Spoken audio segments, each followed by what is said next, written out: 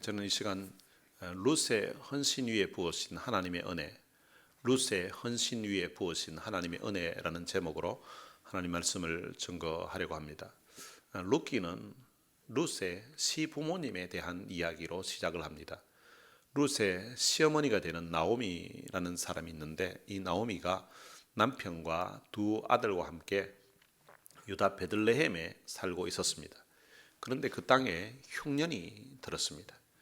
그래서 나오미의 가족이 유다 베들레헴을 떠나서 이방 땅인 모압으로, 이제 요즘식으로 표현하면 이민을 간 것입니다. 이 모압 땅은 그 땅을 세웠던 조상의 이름을 따서 모압이라고 했는데요. 이 모압이 이 땅에 어떻게 태어났는가 하면, 아브라함의 조카 롯이라는 사람이 있습니다. 이 아브라함의 조카 롯이 살았던 곳이 소돔성인데, 소돔성이 이제 그 죄악으로 말미암아 멸망하게 되었습니다. 멸망하게 될 때에 아브라함의 그 기도로 인하여서 그 롯의 가족을 하나님이 구원해 주셨습니다. 그 구원하시는데 그들에게 이제 떠날 때에 뒤를 돌아보면 안 된다고 했습니다. 그런데 이 롯의 아내가 나오다가 뒤를 돌아본 거예요. 그래서 창세기에 보면 소금 기둥이 되었다고 그렇게 기록되어 있습니다.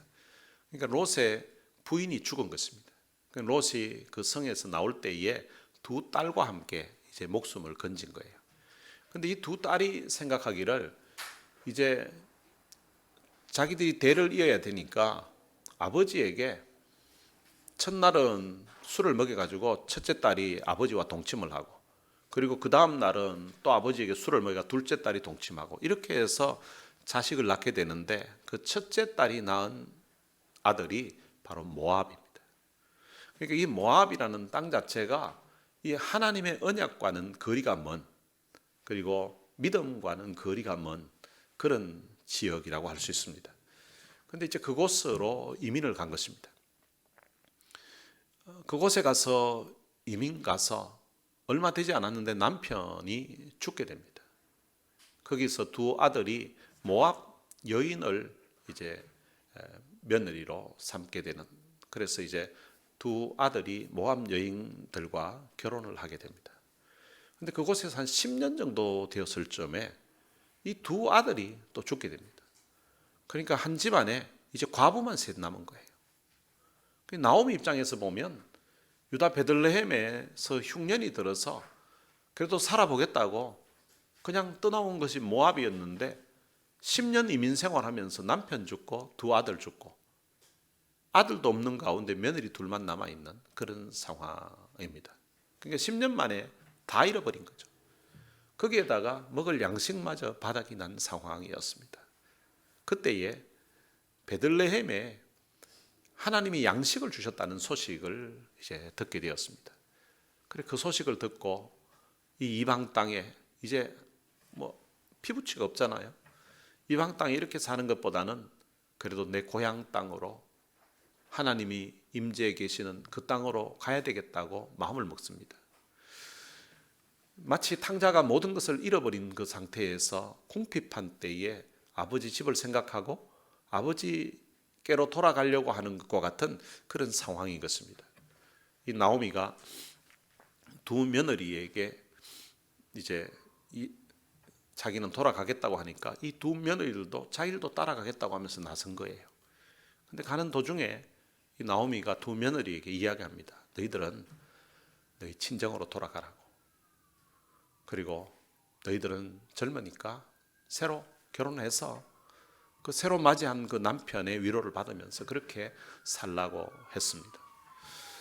그리고 이제 자기는 유다 땅 베들레헴으로 가겠다고 한 것입니다. 그런데 이 두 며느리가 계속 시어머니 따라가겠다고 이래 따라 나오는 거예요.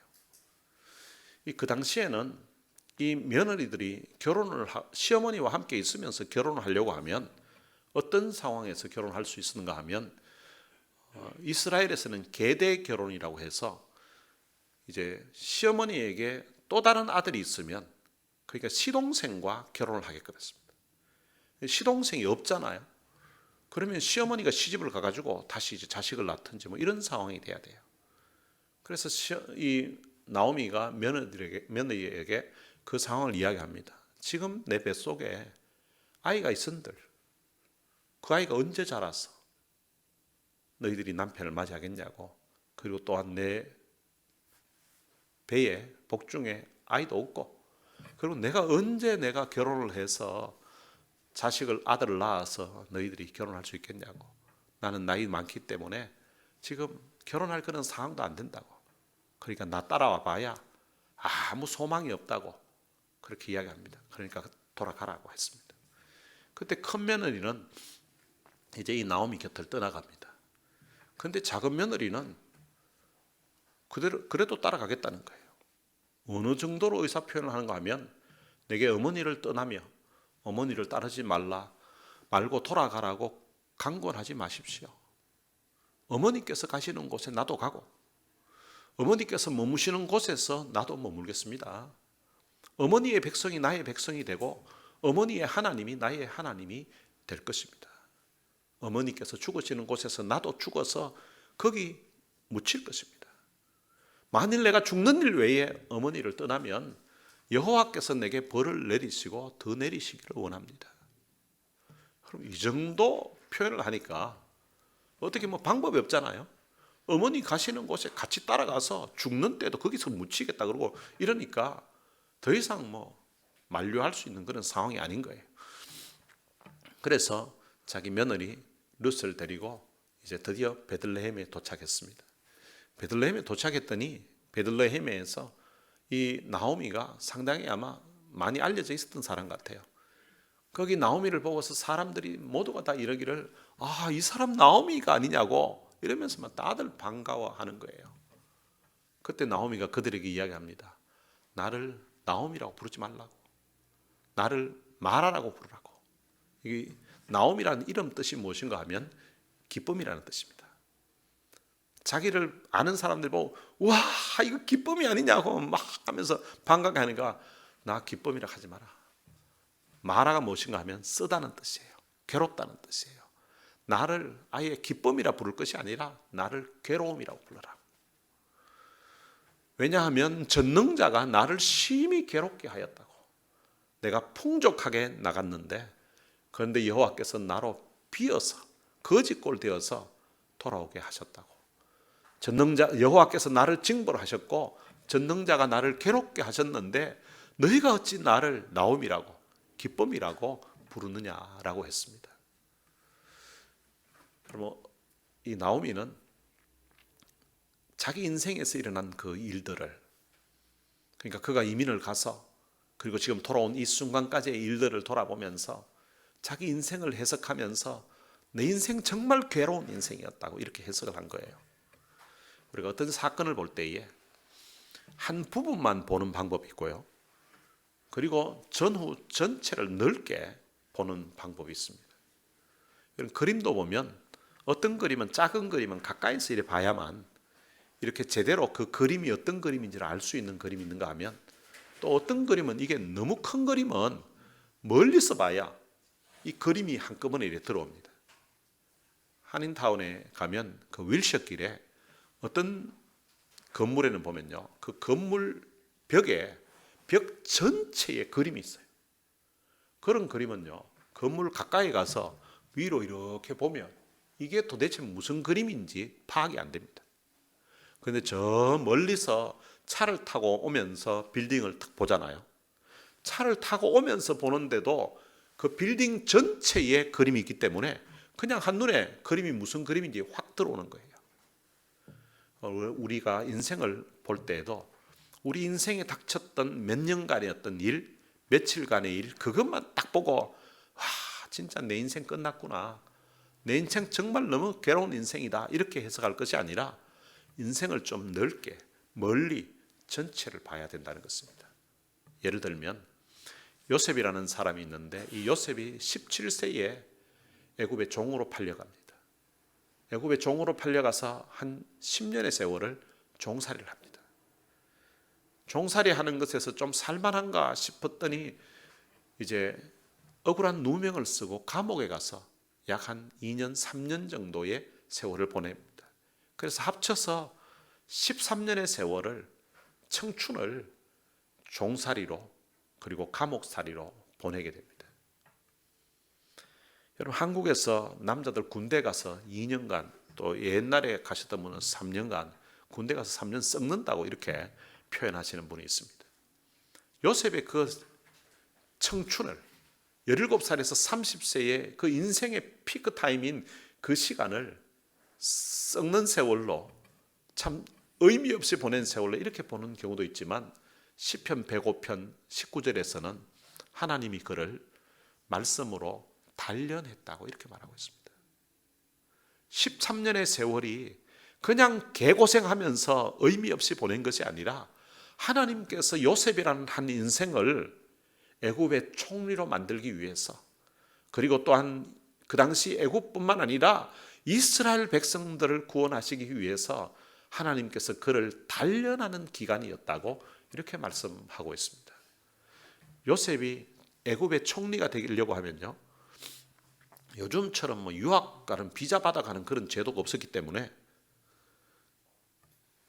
애굽으로 일단 가기는 가야 돼요. 그 갈 수 있는 방법이 돈 안 들이고 가는 방법이 있었는데, 그게 이제 종으로 팔려가는 방법이었던 것 같아요. 그리고 거기에서 이제 총리가 되려고 하면 일단 바로왕을 만나야 될 거 아니에요. 바로왕을 만나려고 하니까 이 종의 신분에서 바로왕을 만날 일이 없는 거예요. 그래서 바로왕을 만나려고 하면 바로왕 가장 가까이 있는 신하들을 만나야 그 사람들을 통해서 요셉의 이야기가 바로왕에게 전달되는데, 그 사람들을 만날 수 있는 길이 감옥이었던 거예요.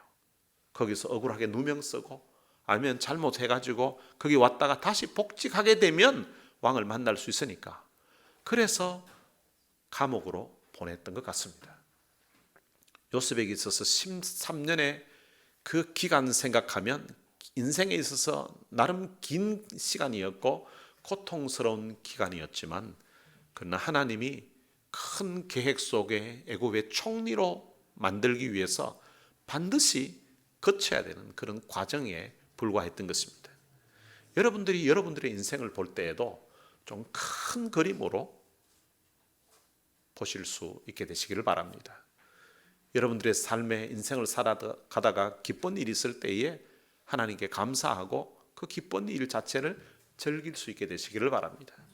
그런데 때때로 인생을 살아가다가 참 가슴 아픈 일이 있고 참 괴로운 일을 당할 때에 그 한 일만 바라보고 너무 낙심하거나 너무 좌절하거나 또 원망하지 마시기를 바랍니다. 우선은 내 인생에 참 고통스러운 일이고 내 인생에 참 슬픈 일이지만, 그러나 그것이 전체 우리 인생을 보면 더 멋있는, 더 성숙한 믿음의 사람으로 만들기 위한 하나님의 계획일 수가 있다는 것입니다. 출애굽기 15장에 보면 이스라엘 백성들이 모세의 인도로 홍해를 건넌 후에 이제 수르 광야에 들어와서 사흘 길을 다녔는데 물을 찾지를 못했습니다. 사흘 만에 드디어 물을 찾은 거예요. 사흘 만에 물을 봤으니까 얼마나 반갑고 얼마나 좋았겠습니까? 근데 그 물을 보고 사람들이 달려갔습니다. 그리고 물을 그냥 들이마셨습니다. 근데 마시고 보니까 물이 너무 쓴 거예요. 완전 소금물 같은, 써서 도무지 이게 식수로 마실 수가 없는 상황이 됐습니다. 그래서 사람들이 그 물을 가지고 마라라고, 쓰다고 이렇게 불렀습니다. 이스라엘 백성들은 그 쓴물 때문에 모세를 향하여서 원망을 했습니다. 이런 물 같으면 차라리 없는 게 나은 거 아니에요? 지금 목말라 죽겠는데 왜 이런 물이 내 인생에 우리 앞에 이래 놓였냐 이거죠. 그런데 똑같은 그 쓴물을 보면서 그 쓴물을 마시고서는 모세는 그 쓴물을 하나님께 기도 제목으로 삼아서 하나님 앞에 부르짖었습니다. 똑같이 쓴물을 보고 쓴물을 맛보았는데 이스라엘 백성들은 그 쓴물 때문에 원망하는데, 그런데 모세는 그 쓴물로 인하여서 하나님께 기도한 것입니다. 기도하는 그 모세에게 하나님이 한 나무를 지시하셨습니다. 그리고 그 나무를 그 물에 던지게 했습니다. 그것을 던지고 났더니, 그리고 물을 마셨는데요, 물이 단물로 바뀐 것입니다. 하나님이 모세의 기도를 들으시고 그 썬물이 단물이 되도록 응답해 주셨던 것입니다. 때때로 우리가 인생을 살아가다 보면 우리 인생의 썬물과 같은 그런 일들, 그런 사건을 만날 때가 있습니다.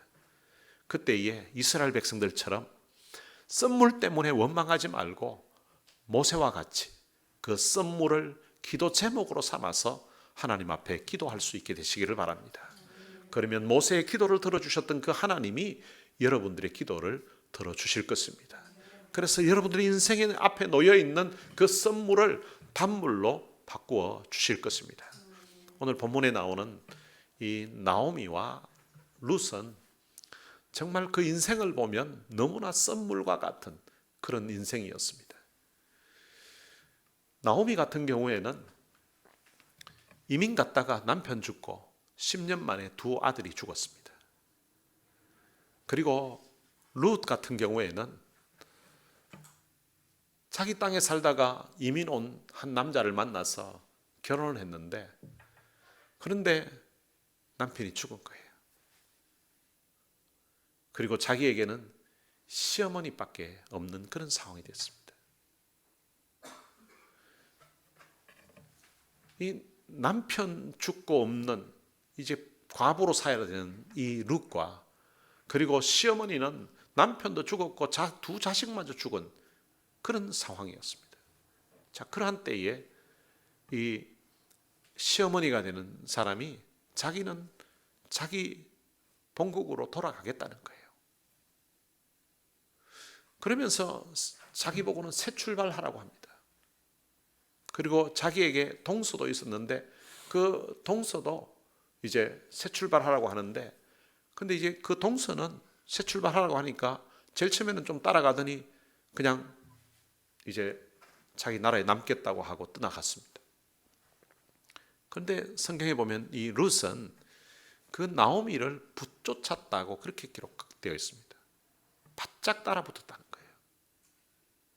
그러면서 이런 고백을 합니다. 16절과 17절에 보면요, 내게 어머니를 떠나며 어머니를 따르지 말고 돌아가라 강건하지 마옵소서.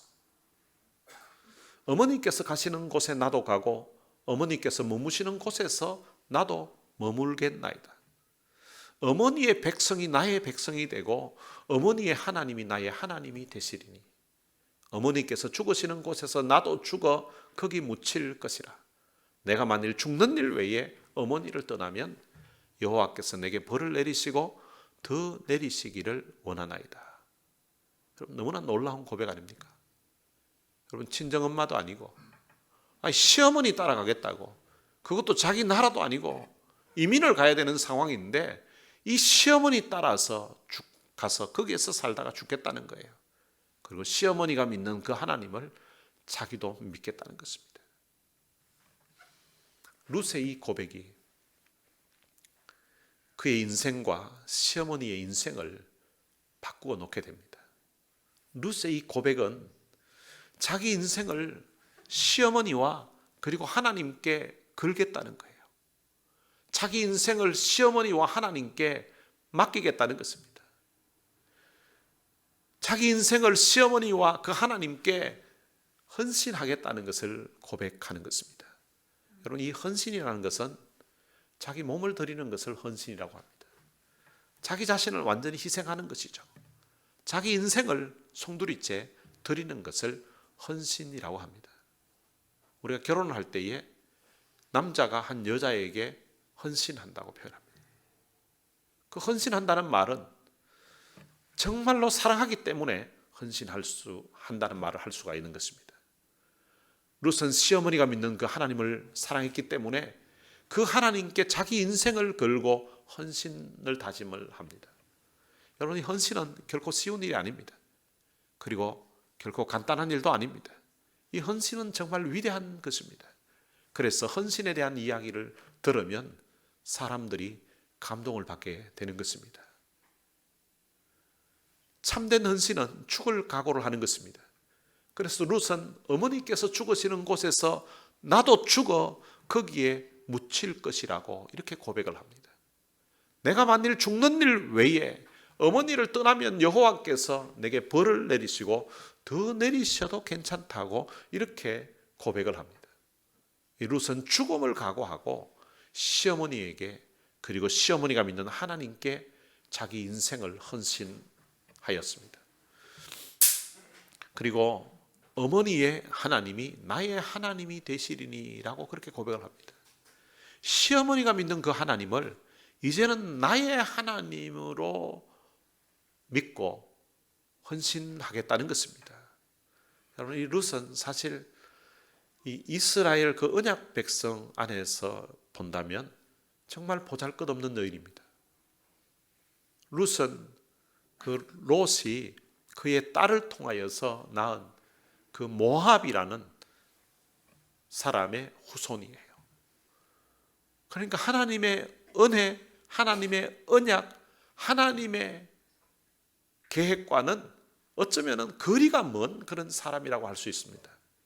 이런 보잘것없는 한 이방 여인 룻이 하나님 앞에 헌신했을 때에 하나님께서는 그의 인생에 놀라운 은혜를 부어주고 있습니다.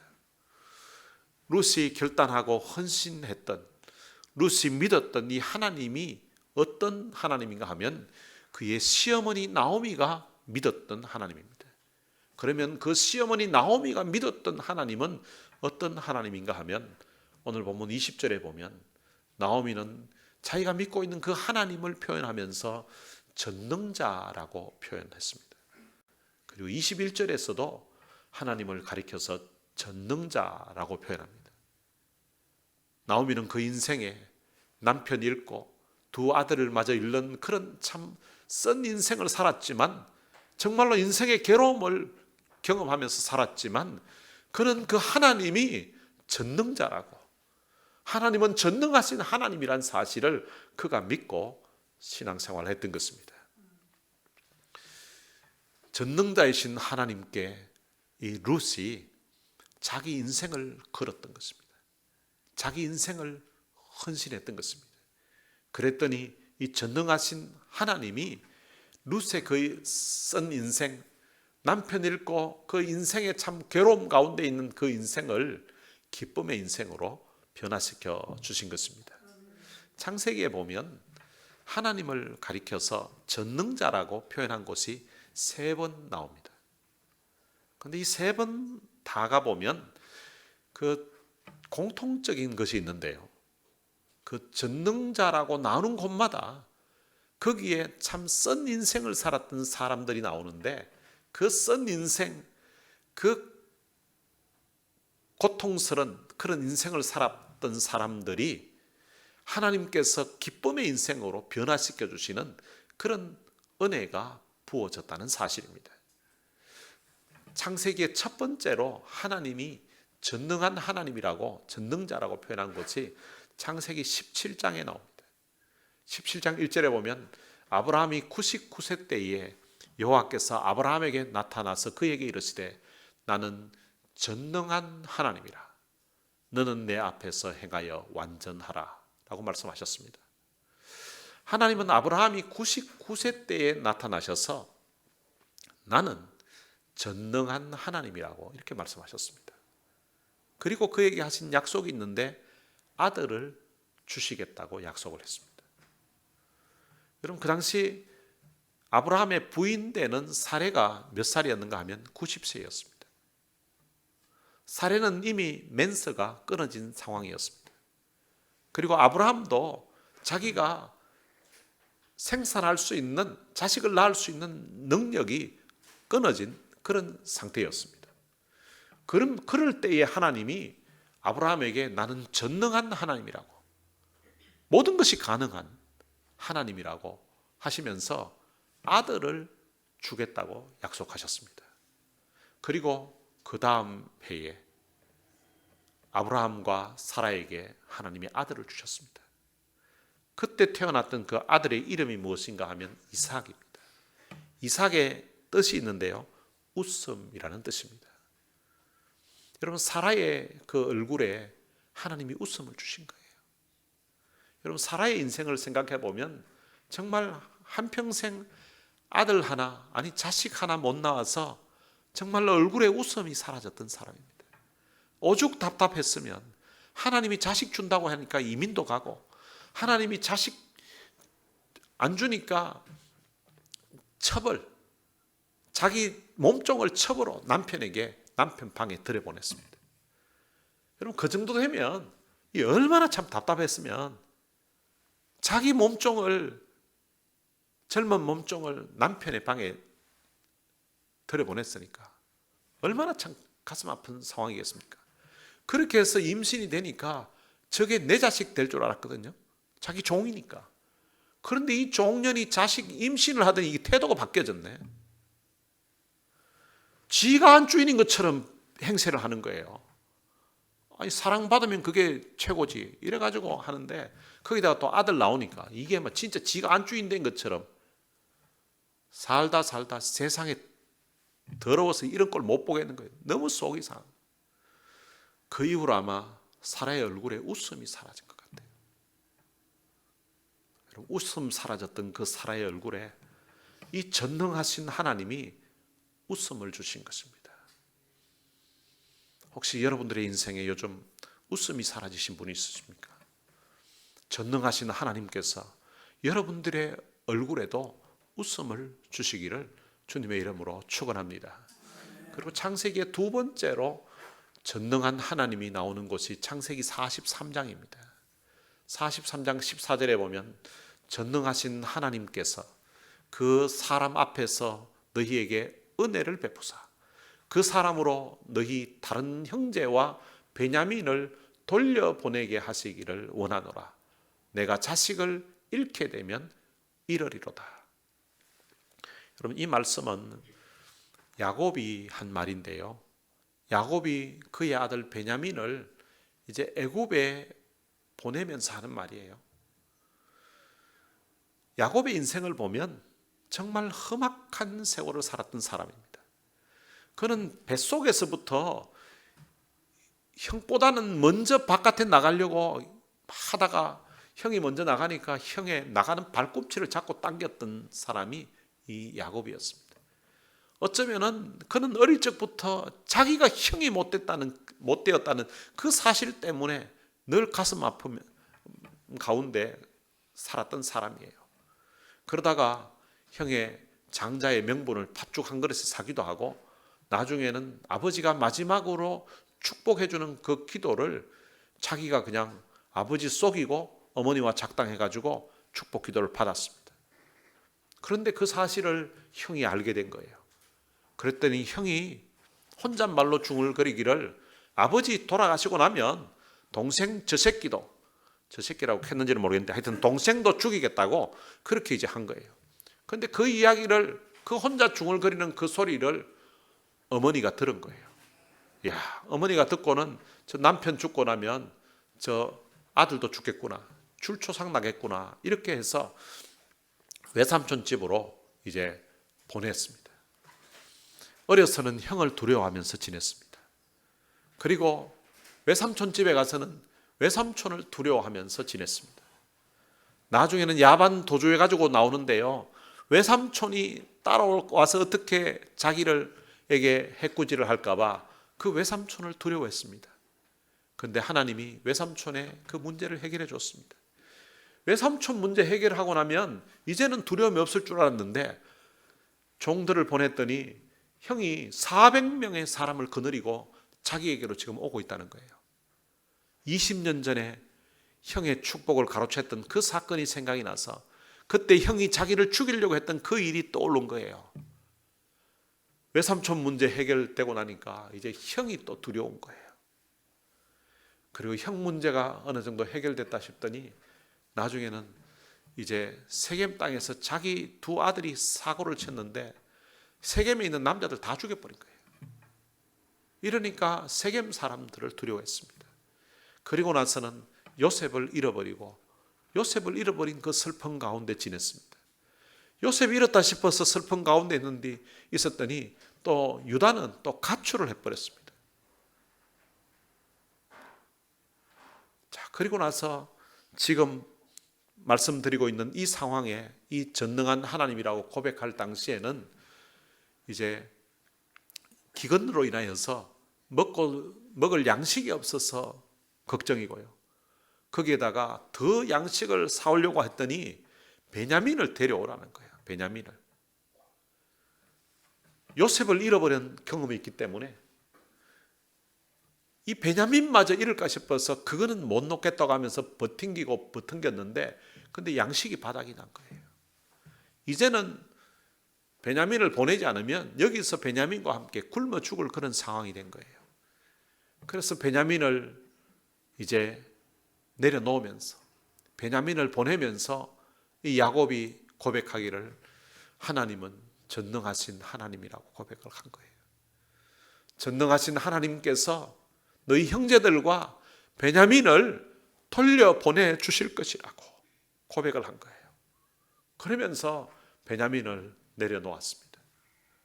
여러분, 야곱에 있어서 이 베냐민은 그 다른 자녀들이 봤을 때에 목숨이 붙어 있다는 거예요. 베냐민 죽으면 아버지 돌아가신다고 이렇게 자식들이 표현했습니다. 여러분, 그것 보면 이 야곱이 얼마나 베냐민을 사랑했는지를 알 수 있습니다. 베냐민을 이제 내려놓은 거예요. 내려놓으면서 하나님 앞에 하나님은 전능한 하나님이라고 고백을 한 것입니다. 그런데 그가 고백했던 그 전능하신 하나님이 그가 베냐민을 내려놓았더니 하나님께서는 죽은 줄로 알았던 그 요셉을 만나게 해주셨습니다. 전능하신 하나님이 그 야곱의 그 썬 인생을 기쁨의 인생으로 바꾸어 주신 것입니다. 그리고 세 번째 전능한 하나님이 창세기 49장에 나옵니다. 49장 25절에 보면 내 아버지의 하나님께로 말미암나니 그가 너를 도우실 것이요 전능자로 말미암나니 그가 내게 복을 주실 것이라. 위로 하늘의 복과 아래로 깊은 샘의 복과 젖먹이는 복과 태의 복이로다. 여러분, 이 내용은 야곱이 죽기 직전에 자기 12 자녀들을 이제 앞에 데려다 놓고 그 자녀들마다 한 명 한 명 위에서 축복하는 기도의 내용입니다. 저는 이 야곱이 요셉에게 축복했던, 그리고 또한 다른 자녀들에게 축복했던 이 축복의 내용이 그가 평상시에 기도 안 하다가, 자녀들을 위해 기도 안 하다가 마지막 죽기 직전에 내가 자녀들을 위해서 마지막으로 축복 기도를 해주고 죽어야지, 이렇게 해가지고 얼떨결에 그냥 쭉 해가지고 나온 문구라고 생각하지 않아요. 평상시에도 하나님께 자기 자녀들을 위해서 기도할 적마다 계속 이렇게 기도했던 내용이 죽기 직전에도 했을 것이라고 생각됩니다. 야곱이 기도할 때에, 그 요셉을 위해서 기도할 때에 바로 하나님이 전능하신 하나님이라는 거예요. 그리고 요셉의 인생을 도와주시기를 위해서 기도했고, 그 전능하신 하나님이 요셉의 인생에 복을 주실 것을 위해서 기도했습니다. 요셉의 인생이 애굽으로 종으로 팔려가고 억울하게 감옥살이를 하는 그런 상황이 되었지만, 그가 축복했던 대로, 그가 기도했던 대로 전능하신 하나님이 죄수를 총리가 되도록, 노예가 총리가 되도록 만들어 주신 것입니다. 전능하신 하나님이 총리로 만들어 주신 것입니다. 전능하신 하나님이 요셉에게 좋은 아내를 주셨습니다. 전능하신 하나님이 요셉에게 사랑스러운 두 아들을 주셨습니다. 전능하신 하나님이 그 썬 인생을 살았던 요셉의 인생을 기쁨의 인생으로 변화시켜 주신 것입니다. 전능하신 하나님이 룻의 썬 인생도 이렇게 기쁨의 인생으로 바꾸어 주시는 것입니다. 평생 어쩌면 과부로 살 그런 팔자였는데, 그런데 하나님께서는 이 룻에게 보아스와 같이 너무나 참 멋진 그런 남편을 만날 수 있도록 은혜를 베풀어 주신 것입니다. 그리고 그 룻의 후손으로 이스라엘의 위대한 왕 다윗이 태어나고요, 그리고 룻의 후손으로 인류의 구원자 되시는 메시아 되신 예수 그리스도가 태어나게 되는 것입니다. 하나님이 이 룻이라는 이 여인에게, 이방 여인인데 그리고 남편 잃고 사별하고 참 과부가 된 이 여인이 하나님 앞에 헌신했을 때에 그 인생을 이렇게 놀랍게 축복해 주셨다는 것입니다. 성경에서 가장 효성이 지극한 사람 한 사람을 뽑으라고 한다면 저는 망설이지 않고 바로 이 룻이라는 이 여인을 선택할 것 같습니다. 여러분, 친정 부모도 아니고 친정 엄마도 아니고 시어머니에게 자기 인생을 걸고 따라다니면서 그 시어머니를 모시겠다고 하고, 그리고 시어머니가 믿는 그 하나님께 자기 인생을 걸고 그렇게 신앙생활을 했던 여인, 그 인생을 하나님은 축복하셔서 참 쓴 인생, 괴로움의 인생을 기쁨의 인생으로 변화시켜 주셨던 것입니다. 여러분, 룻이 믿었던 이 하나님은 그 시어머니 나오미가 믿었던 바로 전능자 하나님이십니다. 룻이 믿었던 그 전능자 하나님을 또한 우리가 믿고 있는 것입니다. 우리는 매 주일마다 사도신경 신앙 고백할 적마다 전능하사 천지를 만드신 하나님 아버지를 우리가 믿는다고 고백합니다. 하나님은 전능하신 하나님이시요, 그분이 바로 나의 아버지가 되신다고, 우리의 아버지가 되신다고 그렇게 매주일마다 우리는 고백을 하고 있습니다. 그 전능하신 하나님은 웃음이 없던 사라에게 웃음을 주셨던 분이십니다. 애굽으로 종으로 팔려갔던 그 요셉의 그 더 이상 회복이 될 것 같지 않던 감옥에 갇혀있던 그 인생을 하나님은 그 당시 최대 강국이었던 그 애굽의 총리로 만들어 주셨던 분이십니다. 그리고 험악한 세월을 살았던 그 야곱의 그 눈물을 닦아주시고 그 야곱의 얼굴에 웃음이 있도록, 감격의 눈물이 있도록 만들어 주셨던 분, 그분이 바로 하나님이신 것입니다. 오늘 본문 22절에 보면 나오미가 룻과 함께 돌아왔다고 기록되어 있습니다. 나오미는 룻 때문에 보아스라는 아들을 맞이하게 되는 것입니다. 룻도 시어머니 나오미 때문에 이 보아스라는 멋진 남편을 만나게 된 것입니다. 여러분, 이 두 사람의 만남이 없었다면 이스라엘 역사 속에 적어도 다윗은 존재하지 않았을 것입니다. 여러분, 우리 인생에게 가장 큰 축복은 좋은 사람 만나는 것입니다. 하나님이 우리 인생에 힘들 때에 힘들수록 우리 인생을 회복시키시는 그 방법 중에 하나가 좋은 사람 만나게 하는 거예요. 하나님께서 쓴 인생을 살아가는 그 나오미와 룻이 함께 할 수 있도록 은혜를 주신 것입니다. 그리고 그들에게 좋은 사람 만날 수 있는 은혜를 베풀어 주셨던 것입니다.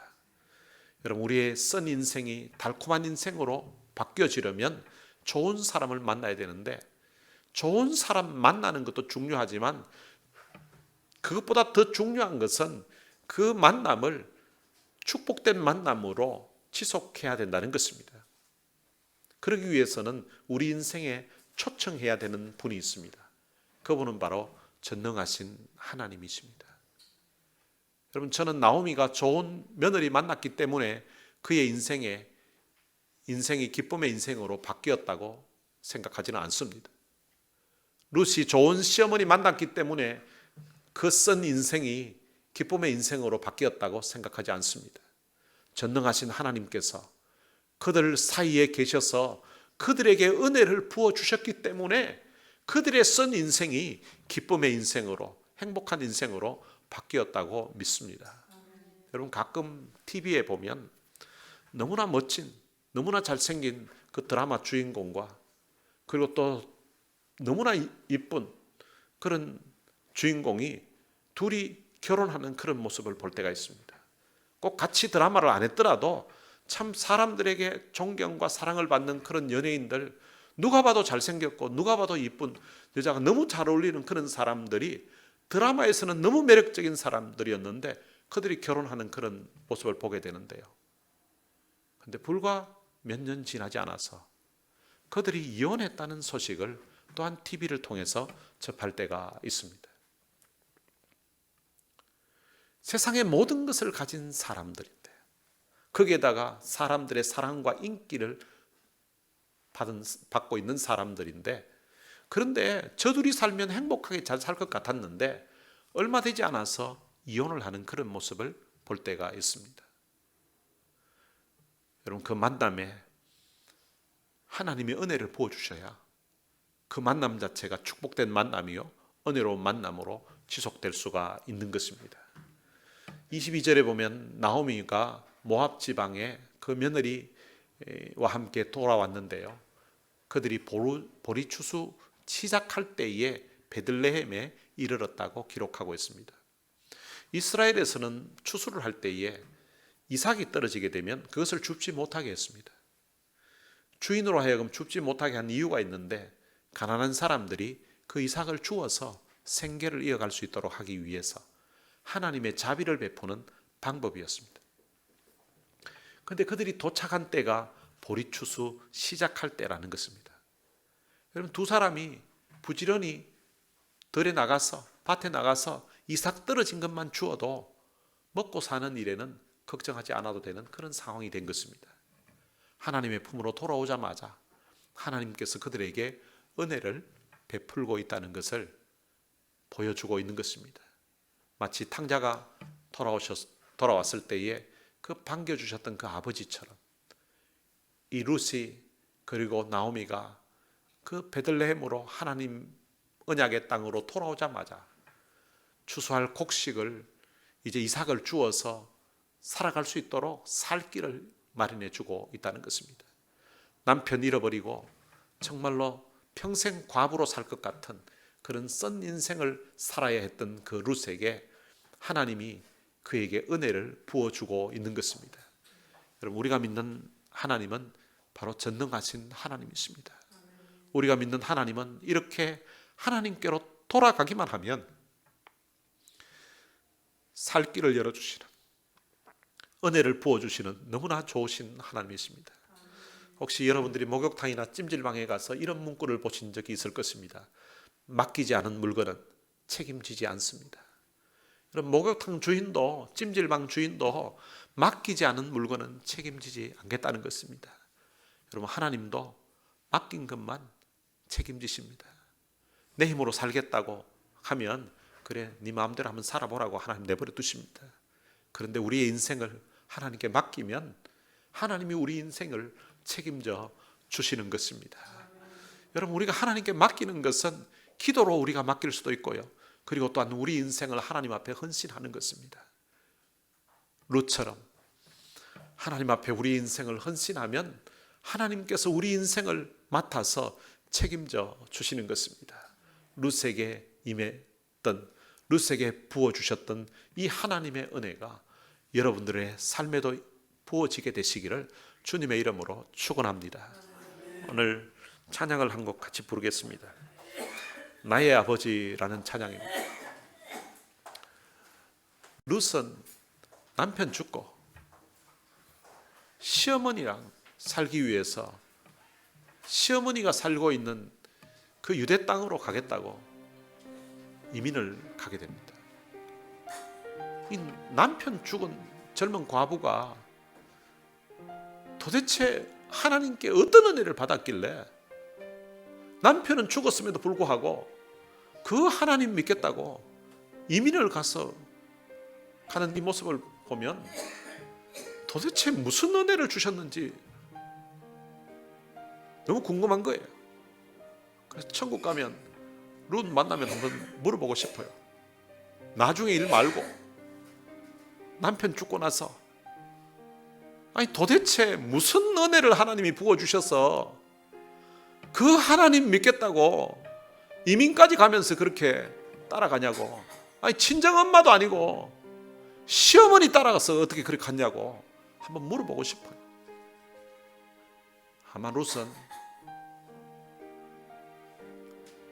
그가 남편 만나서 시어머니가 믿고 있는 그 남편이 믿었던 그 하나님 같이 믿으면서 아마 그 하나님이 자기 아버지처럼 느껴졌을 것 같아요. 그리고 그 시어머니 나오미도 자기 인생에 너무 좋은 분 같았을 거예요. 시어머니가 자기 친정어머니처럼 나는 우리 어머니 없으면 못 산다. 그리고 자기는 이미 시집 왔기 때문에 친정 아버지가 살아있는지 모르지만 시어머니가 믿고 있던, 그래서 지금은 자기가 믿고 있는 그 하나님을 자기 아버지로 아마 믿었을 것 같아요. 그래서 자기 인생에 참 남편을 잃었지만 그 아버지께서 남편 잃은 것과는 비교할 수 없는 그런 위로와 은혜를 그 마음에, 그 심령에 부어주셨을 것 같아요. 그렇기 때문에 그 하나님을 믿는다고, 하나님 믿겠다고 따라간 것 아니겠습니까? 오늘 우리 인생에 부어주신 그 하나님 아버지의 그 사랑을 한번 생각하면서 이 시간 같이 이 찬양 부르시겠습니다.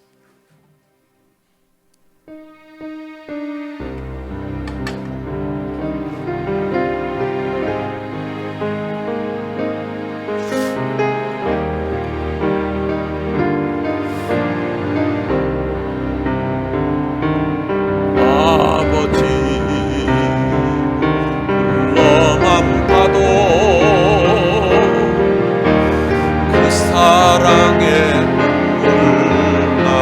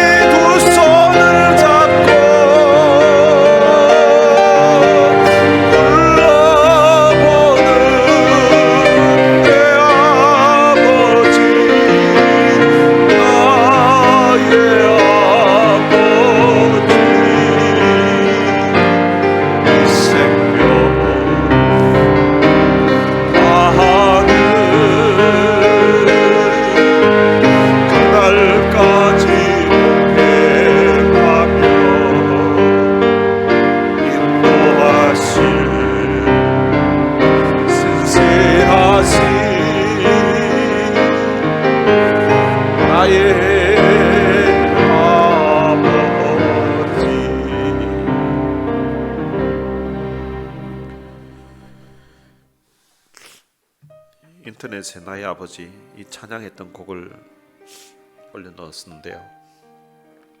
거기에 댓글에 어떤 분이 저는 이 나의 아버지 찬양 부르면서 하나님 아버지를 생각하면서 참 감격 가운데 불렀는데 어떤 분이 이 찬양 그 댓글에 자기 아버지가 생각이 난다고 하면서 이렇게 댓글을 달아놓으셨더라고요.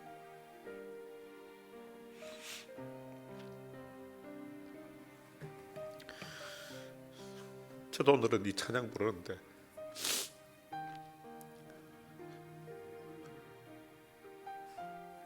하나님 아버지도 생각이 나지만 저희 아버지가 생각이 납니다. 다른 때도 생각이 가끔씩 날 때 있지만 특별히 이런 어버이 주일이 되면 나를 낳으시고 나를 키우신다고 고생하셨던 아버지와 어머니, 그분들의 사랑과 그분들의 은혜, 그분들의 헌신, 그분들의 수고, 나를 위해서 애쓰셨던 그분들의 노고가 생각이 납니다. 오늘 이 시간 들은 말씀 생각하면서 좋은 부모님 주신 그 하나님께 우리 감사의 기도를 드리고요. 그리고 또한 우리의 영적인 아버지 되신 그 하나님 앞에 우리가 자녀로서 참 아버지 앞에 아버지를 공경하며 아버지를 사랑하며 살아가는 사람 되게 해달라고. 그리고 또한 자녀들이 있는 부모님들은 하나님 또한 우리 부모님이 내게 그러하듯이 나도 내 자녀들에게 좋은 부모가 되게 해달라고. 혹시 육신의 부모님이 내게 그렇게 다정하지 않았고 내 인생에 참 많은 상처를 준 그런 부모님이 있다면 하나님, 그래도 그 부모님으로 인하여서 내가 이 땅에 태어났고 그 부모님의 사랑으로 인하여서 그래도 내가 여기까지 오늘 이르렀는데 하나님, 그 부모님을 용서합니다. 그 부모님에게 하나님이 은혜를 주시기를 위해서 기도하고, 그리고 또한 하나님, 나는 내 자녀들에게 그런 상처 주는 그런 아버지가 아니라, 상처 주는 어머니가 아니라 정말로 하나님 날 사랑하셨던 것처럼 나도 내 마음을 다해서 온 뜻을 다해서 자녀들을 사랑할 수 있도록, 그래서 믿음 안에서 양육할 수 있도록 하나님 내게 은혜를 부어달라고 이 시간 우리 다 같이 통성으로 기도하시겠습니다. 살아계신 아버지 하나님, 은혜를 감사합니다.